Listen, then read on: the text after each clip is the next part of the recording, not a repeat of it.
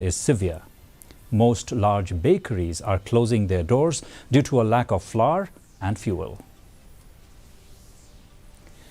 Many of its former leaders and members are seeking a Ghar Wapsi, but the Meghalaya Pradesh Congress Committee MPCC is not keen on welcoming many of them back.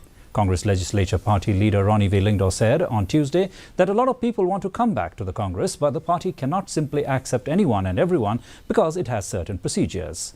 Recently, AICC Secretary in charge of Meghalaya Manish Chattarth claimed that some former Congress leaders in the state were in touch with him for returning to the party.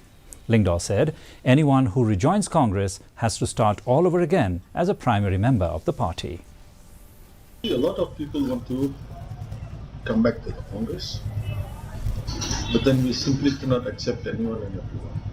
We have to look at all angles, because we have certain procedures, certain procedures where if somebody wants to join the Congress, then if they have resigned, then we'll have first become primary members first. Then after they join as primary members, then automatically they become congressmen.